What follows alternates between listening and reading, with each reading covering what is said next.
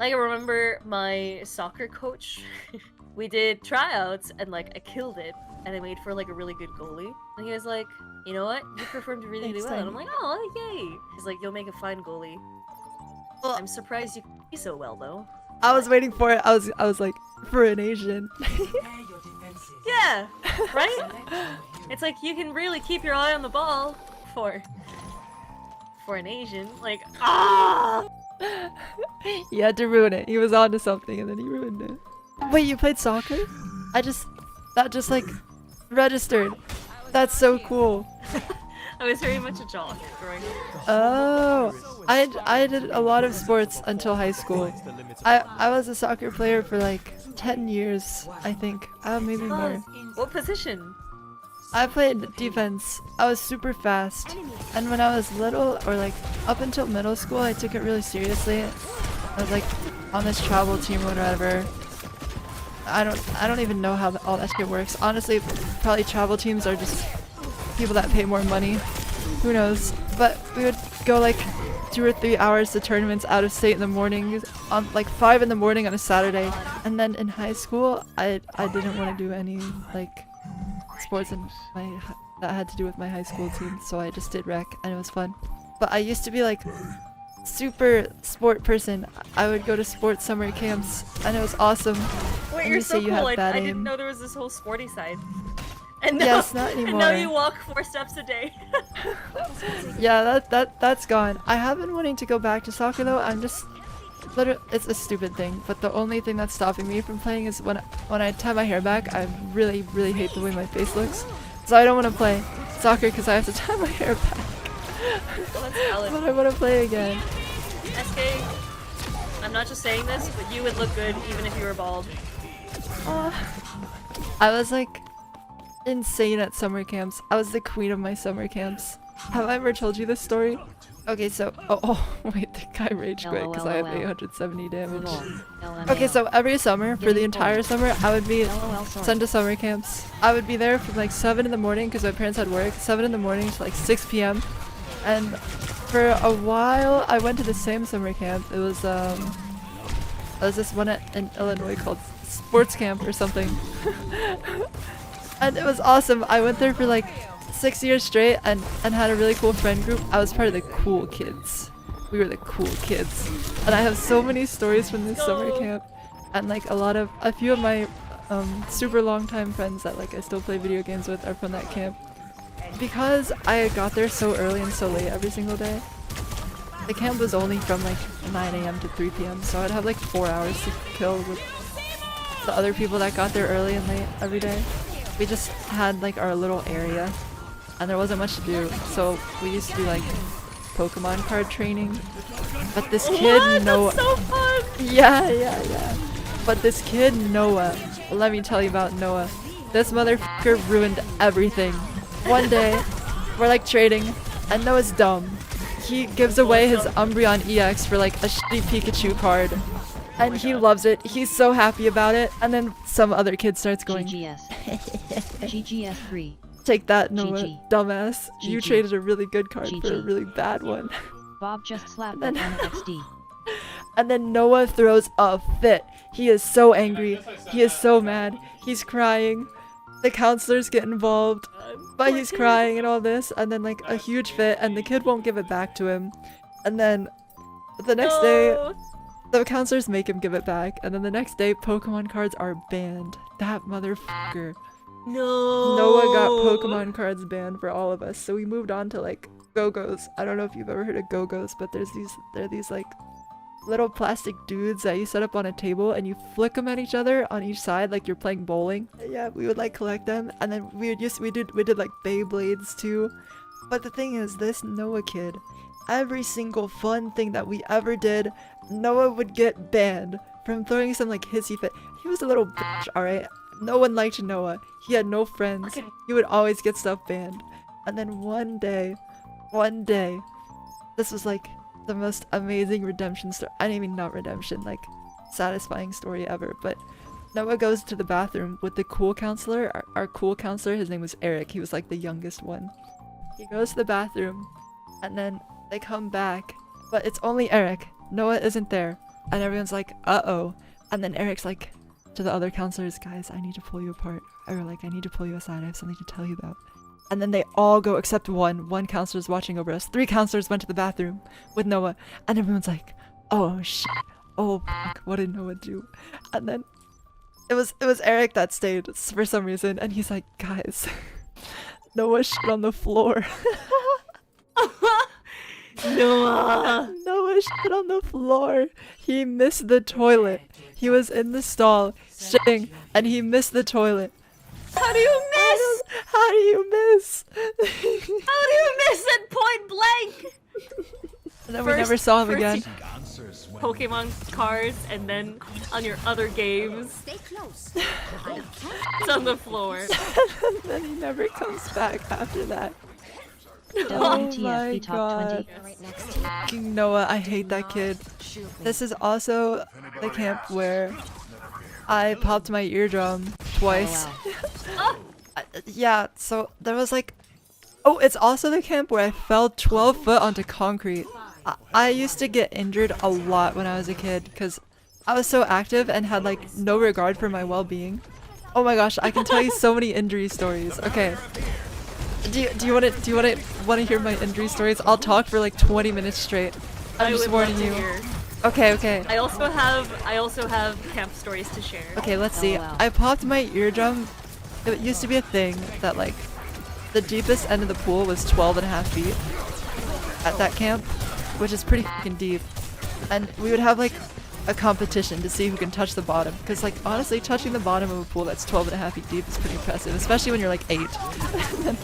Yeah, it's hard. But I would do it so many times, and then one day, I don't know, I must have fucked something up, like I didn't do it right, or I don't know, but I went down, and I heard this like popping sound. It didn't hurt at all, and I went back up after touching it, and then I was like, dude, there's water in my ear, and it's usually really easy to get water out of your ear. I always like lean my head to the side and jump up and down, and then it comes out, and it's like the most satisfying feeling ever. Oh, I kind of miss it actually. And then the water just would not come out of my ear.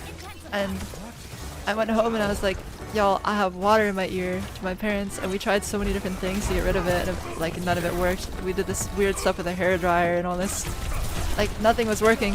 So we went to the store and we got this medicine that's supposed to help like swimmer's ear that like gets water out of your ear. And I lied down and my dad like dripped some into my ear. And I fucking screamed at the top of my lungs. That shit hurt so bad. Oh my god, it was terrible. And we're like, okay, something's wrong. So we went to the doctor and they told me I had a hole in my eardrum. And Oh my god. Yeah, it's nothing serious. It heals by itself and it goes away after like a month or 2. Oh, I got hacked. But they also said there was like a 5% chance that you're gonna need surgery if it doesn't heal correctly, and that terrified me. But it was fine. It was fine. I just didn't go to the deep end of the pool anymore until like one day I went back to the doctor. He's like, okay, you're all recovered, and I was like, okay, bet. And then do you know what I did? Oh my god, I'm so dumb. LOL. I went to touch the bottom of the 12-foot pool again because my friends were doing it. And then I popped a hole in my eardrum again. So silly. And ever since then, the pressure in my ear has just not been the same. Like if I sniff, then one ear will be plugged, and like sometimes when I breathe, my ear pops in, and then I breathe out, my ear pops out, and it goes like back and forth, back and forth. It's so annoying. Another time, there's this like there's the high dive and the low dive, and I love jumping off the high dive because it's so much fun. I love heights. I love jumping off of things. Jumping off of things is my favorite pastime. I get to the very top step of this 12-foot high dive and I slip. My foot slipped off and I couldn't grab hold. I fell down the entire thing. I banged my head on like 3 different steps and I landed on the concrete on my stomach. Oh And- god! Oh, I belly flopped off of like a 24 foot tall high dive before. Oh my, ow, that But- sounds painful. But you landed on the water. I had broken something because my stomach was so like raw after that. Oh, fuck, ow. But yours sounds so much worse. Holy Yeah, shit. I fell on the concrete, and you know that feeling when you get the wind knocked out of you? And it like, Yeah. but it usually goes away after a few seconds, but either way, it's horrible. it didn't go away for like 30 seconds. I thought I was dying. The whole time I was just, and I like screamed really loud and everyone at the pool was looking at me. I couldn't really tell though because after I fell, I just lied on the ground and didn't move for like a really long time. People rushed up to me and they were like, oh my god, are you okay?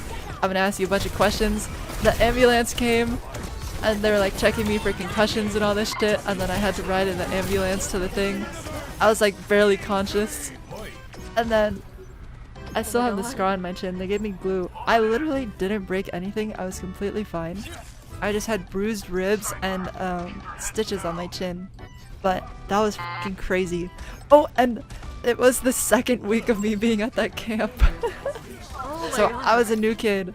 I was a new kid, and then everyone knew me for a while as the kid that fell off a high dive. So a while passed. I don't know how long, but eventually one day we go there and the high dive is like blocked off. It wasn't that long. It was after I recovered and I was finally ready to go on it. We saw that there was like a potted plant and it was roped off and people weren't allowed, and people were telling me stories. It was like typical kid rumor, like, oh yeah, someone really this like 8-year-old stuff. It was like, oh, someone really fat jumped off of it and broke it, so that's why no one can go on it. And I was thinking like, is this my fault? Did they close it because I fell off of it? When I went up and I fell, my best friend behind me was behind me. His name was Caleb, and he kept on telling me how guilty he felt for not catching me. And I was like, bro, if you tried to catch me, that I don't know what would happen if an 8-year-old tried to catch another 8-year-old falling from 12 feet. I think we both would have gotten hurt. Wait. My chat says, Noah, you fell down. That's embarrassing too. Eskay says, I fell from a great height. You shit on the floor. We are not the same.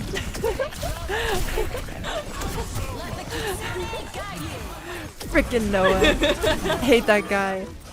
I think that's it, chat. Do you want to hear my worst ones? Yeah. Okay. So, for me, it was like jumping off of swings at the apex of their height and like doing a little flip and like trying to- Oh my god, I love doing that. Yeah, it's my favorite thing. So I surprisingly never got injured doing that. However, I was injured in figure skating. In the middle of a spin, a kid going at like Mach speeds Oh no. crashes into me, and it sends both of us tumbling. Because like the impact point is like, and I end up landing with my knee twisted the wrong way, and it hits the blade of his skate. And so I had the biggest, bloodiest bruise, but also like it nearly tore a tendon, I'm pretty sure. Holy fuck.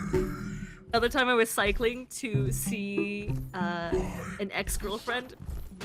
Oh my god. And I was cycling upwards on this really steep incline, but it was like in a residential neighborhood.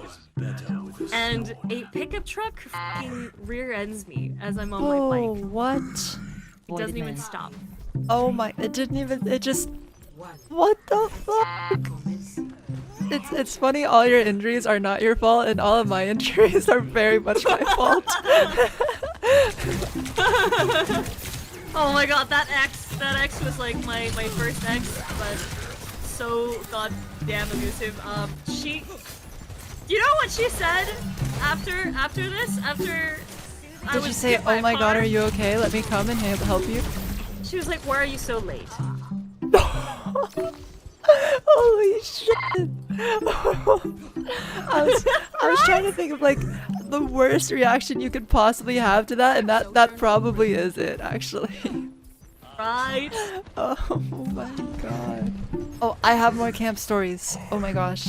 After this summer camp, this is the one that I was at for the longest, and after that one, I moved a lot. I stand by what I And I went to like a million different summer camps. It was a different one each week.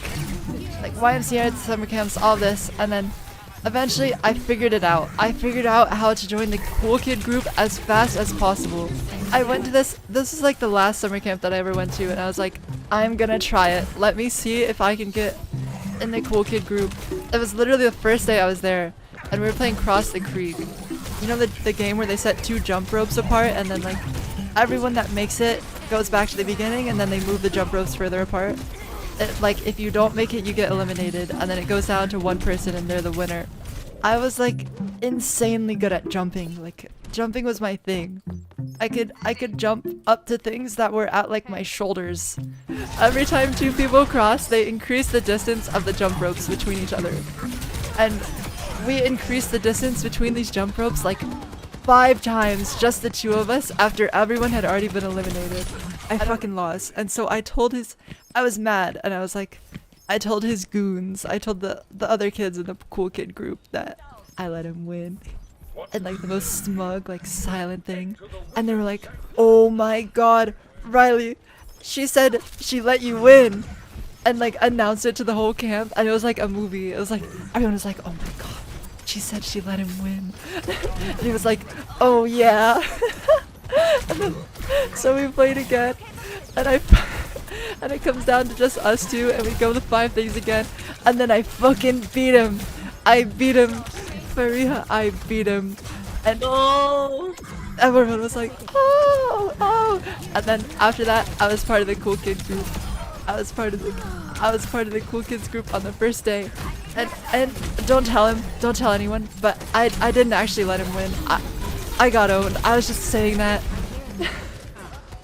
And then I also got my younger sibling, because my younger sibling has like bad with social things. So at summer camps, they would always just be following me around.